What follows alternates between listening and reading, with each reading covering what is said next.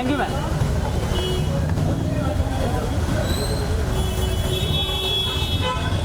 चलो बाय।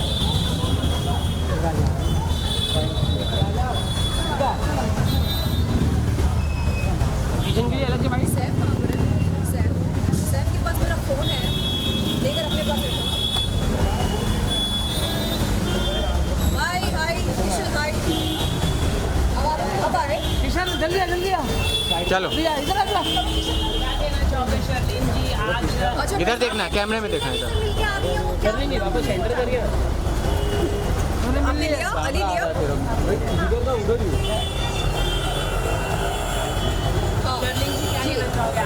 सलीम इधर देखिए। बस अरे धक्का क्यों दे रहा है? इधर से आ रहा है। अरे क्या धक्का दे रहे यार? अभिषेक मेरे को वहाँ धक्का है। लाइव है उसका। चलो और तो मत बोलो। क्या करो? और तो हो आप।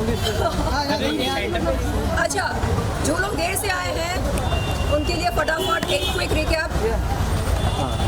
ये है एफआईआर की कॉपी।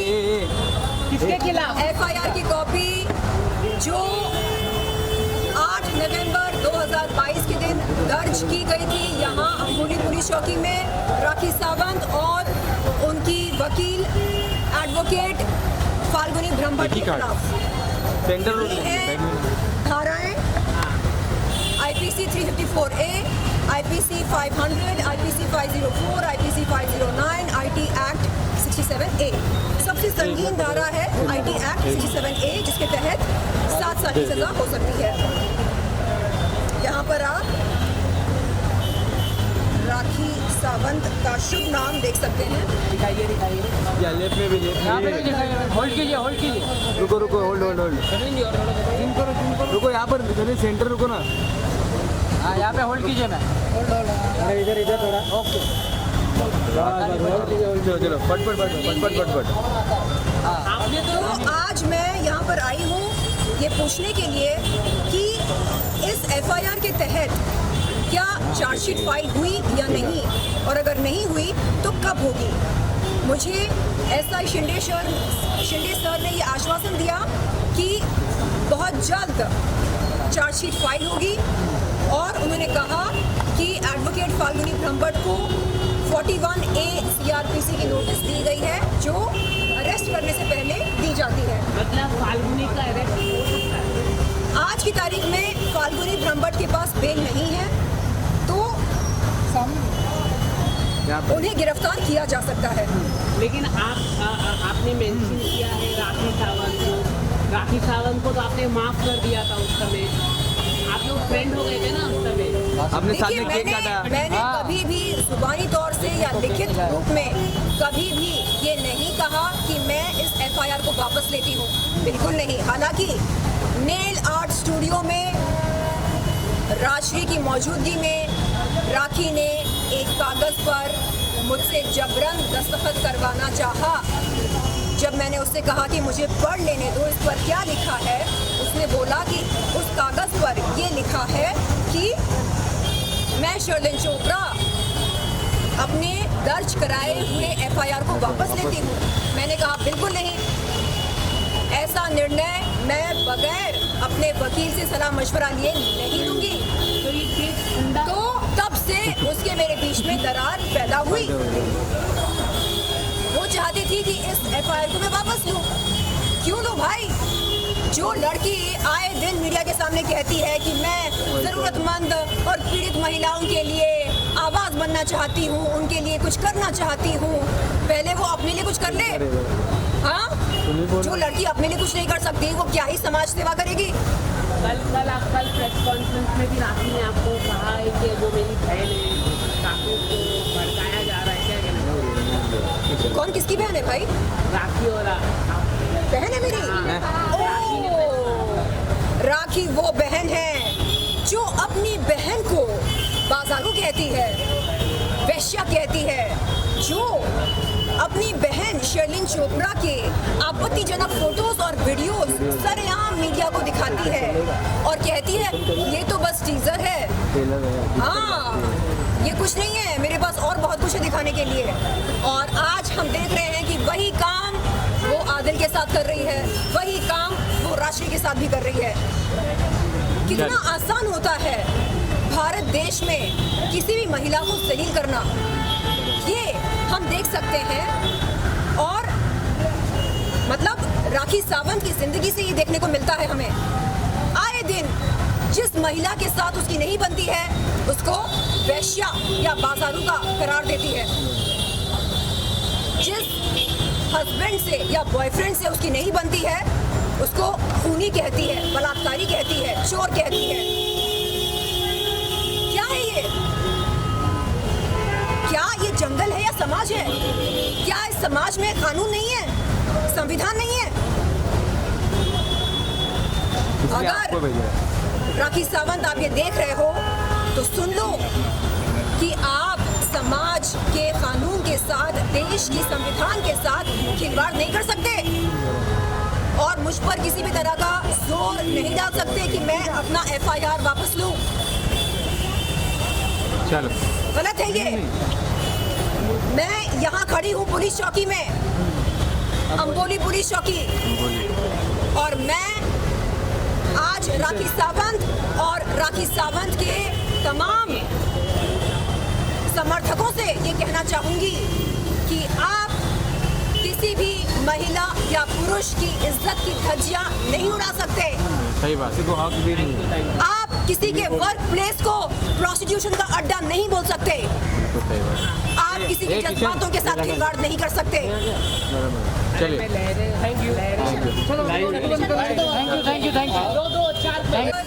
2022 के दिन राखी सावंत की वकील एडवोकेट फाल्गुनी ब्रह्मट ने ओशिवरा पुलिस चौकी के बाहर मेरे आपत्तिजनक फोटोज और वीडियोस सरेआम मीडिया को दिखाया, जिसके चलते कि इस महीने की 7 तारीख को बार काउंसिल में मेरी मुलाकात हुई थी एडवोकेट फाल्गुनी ब्रह्मट से। बार काउंसिल पर मैंने उनके खिलाफ एक शिकायत की थी, क्रिमिनल मिसडिमीनर, क्रिमिनल मिसकॉन्डक्ट के तहत। रिस्पेक्टेड ऑफिसर से कहा कि सर, जिस तरह फाल्गुनी ब्रह्मट ने सरेआम मीडिया के सामने मेरी इज्जत उछाली, मेरी इज्जत की नीलामी करी, अगर उसी तरह सरेआम मीडिया के सामने एडवोकेट फाल्गुनी ब्रह्मट मुझसे माफ़ी मांगती है तो मैं उन्हें माफ़ करने के बारे में ज़रूर सोचना चाहूँगी। बार काउंसिल से बाहर निकलकर एडवोकेट फाल्गुनी ब्रह्मट मुझसे कहती हैं, शैलेंद्र चोपड़ा, अंबोली पुलिस चौकी में आपने मेरे खिलाफ जो FIR दर्ज कराई है, अगर आप उसे वापस लेंगी तो मैं आपसे माफ़ी मांगूंगी। मैंने उनसे कहा, एडवोकेट साहिबा, FIR और बार काउंसिल की शिकायत ये 2 अलग अलग मुद्दे हैं, 2 अलग अलग बातें हैं। बात हो रही है बार काउंसिल की शिकायत की, बात FIR की तो नहीं हो रही है, तो आप इन 2 मुद्दों को क्यों जोड़ रही हैं? उन्होंने कहा नहीं, अगर आप FIR वापस नहीं लेंगी तो बात बहुत संगीन हो सकती है, 7 साल की सजा हो सकती है, उनका करियर खराब हो सकता है। मैंने कहा देखिए, अगर बार काउंसिल ने आपके खिलाफ एक्शन लिया तो आपका लाइसेंस रद्द हो सकता है। आप उसके बारे में सोचिए, FIR के बारे में आप बात ना करें मुझसे, और कोई भी किसी भी तरह का दबाव मुझ पर नहीं डाल सकता कि मैं अपने दर्ज कराए हुए FIR को वापस लूं। चलो, आपको बता दूं कि राखी सावंत ने राजश्री जी के नेल आर्ट स्टूडियो पर मेरे सामने एक दिन एक कागज़ पेश किया और चाहा कि मैं उस कागज़ पर दस्तखत करूं। मैंने उनसे पूछा कि बहन, मुझे पढ़ने दो, इस कागज़ पर क्या लिखा है? ऐसे कैसे दस्तखत कर लूं?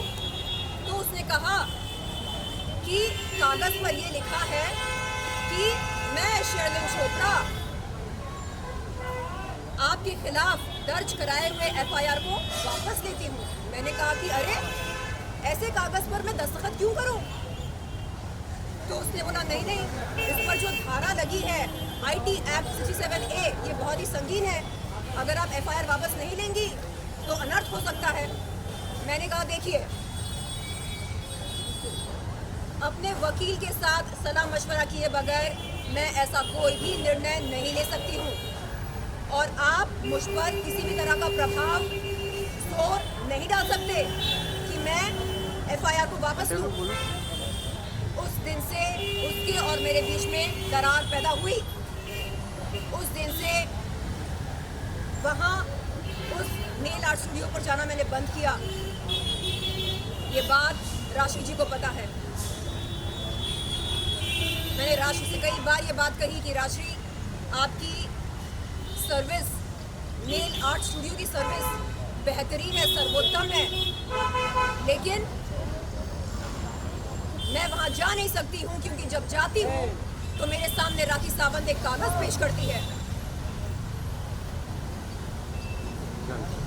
राखी सावंत, अगर आप ये सुन रही हैं, आप जान लें कि आप गुंडागर्दी नहीं कर सकती हैं। पहले आप सरेआम मेरी इज्जत को उछालती हैं, नीलाम करती हैं, आपत्तिजनक फोटोज और वीडियोस दिखाकर। उसके बाद जब मैं हिम्मत करके अपने लिए एक स्टैंड लेती हूँ, एफआईआर आपके खिलाफ दर्ज कराती हूँ, आप मुझ पर जोर डालते हैं कि मैं उस एफआईआर को वापस लूँ। ये कैसी गुंडागर्दी है? मैं हमेशा मीडिया के सामने कहती हूँ कि मैं ज़रूरतमंद और पीड़ित महिलाओं के लिए एक बहुत ही बुलंद आवाज़ बनना चाहती हूँ। अरे जो लड़की खुद के लिए स्टैंड नहीं ले सकती है, वो क्या ही समाज के लिए स्टैंड लेगी? मैं चाहती हूँ कि मैं खुद के लिए एक स्टैंड लूँ, एक बहुत ही वजनदार, दमदार स्टैंड लूँ। और राखी सावंत, आपको बता दूँ कि ये जो आप धमकियाँ देते रहते हैं ना कि अनर्थ हो जाएगा, अंजाम बुरा होगा, इन धमकियों से मैं नहीं डरने वाली हूँ।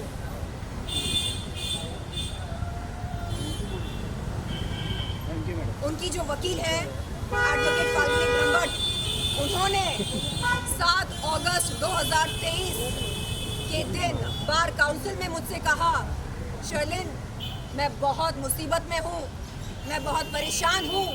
मैंने पूछा क्यों, क्या हो गया?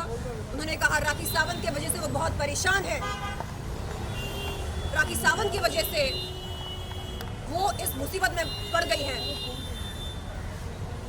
मैंने कहा देखिए, ये आपका और उनका आपस का मैटर है, इसमें मैं क्या कर सकती हूँ? उन्होंने कहा नहीं, आप समझती हैं। क्योंकि मैं समझती हूँ, क्या इसका ये मतलब है कि दुनिया भर की मुसीबतों को सिर्फ और सिर्फ मैं समझूं? मैंने उनसे कहा देखिए, मैं समझती हूँ कि अगर बार काउंसिल ने आपके खिलाफ स्ट्रिक्ट एक्शन लिया तो आपका जो लाइसेंस है वो रद्द किया जा सकता है। इस बात को मैं समझती हूँ। आप एक माँ हैं, अगर आपकी लाइसेंस अगर आपसे छीन जाएगी तो आप लॉ कैसे प्रैक्टिस करेंगे? मैं इस बात को समझती हूँ। मैं बार काउंसिल पर की गई शिकायत को वापस लेने के बारे में सोचूंगी, लेकिन उससे पहले जो गलत आपने किया है मेरे साथ, उसके बारे में सोचिए। आप माफी मांगने के बारे में सोचिए। जिस तरह सरेआम मीडिया के सामने आपने मेरे आपत्तिजनक फोटोज और वीडियोस दिखाए, उसी तरह सरेआम मीडिया के सामने आप माफी मांगिए। आप विनम्रता से कहिए कि जो आपने किया वो शर्मसार है। चलिए जी वो दिखा दीजिए जी वो पेपर दिखा दीजिए। थोड़ा पीछे चलिए, थोड़ा पीछे चलिए। बस बस बस बस बस बस। हाँ हाँ। ये है वो FIR जो 8 नवंबर 2022 को यहाँ इस पुलिस चौकी अम्बोली पुलिस चौकी में दर्ज हुई थी राखी सावंत और एडवोकेट फाल्गुनी ब्रह्मभट्ट के खिलाफ। धाराएं आप देख सकते हैं। चलिए IPC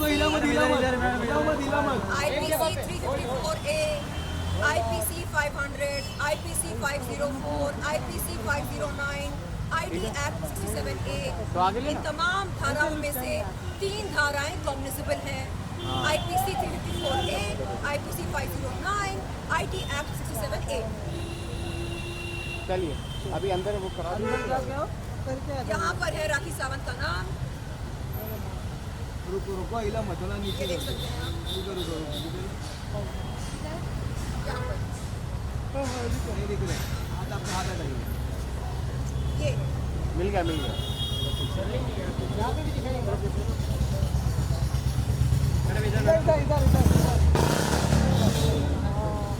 थैंक यू अब आप ये बताइए, हाँ, जो हरकत राखी सावंत ने मेरे साथ करी, आज वही हरकत वो राशि के साथ कर रही है।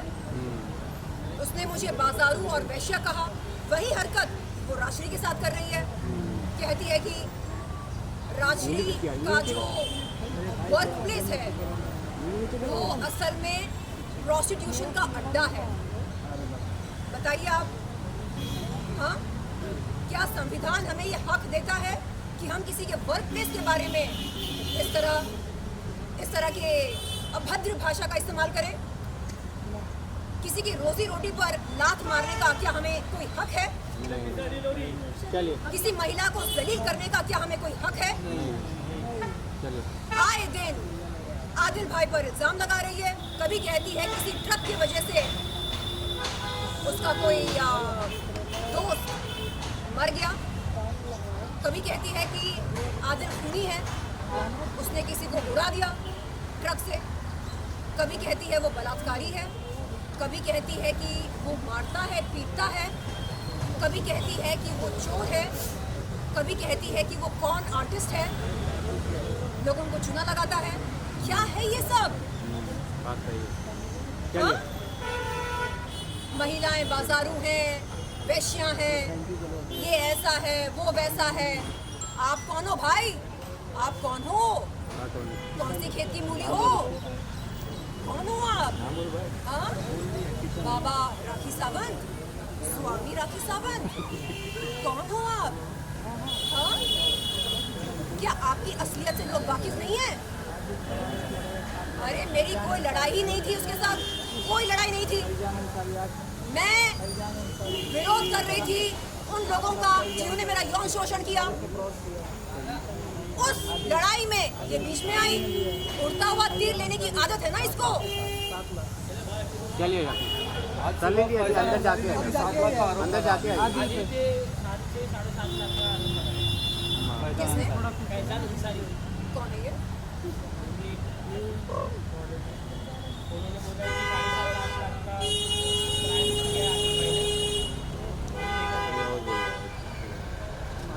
चलिए मैंने out of the syllabus question. Allegation के बारे में बात किया कि राशि के महिला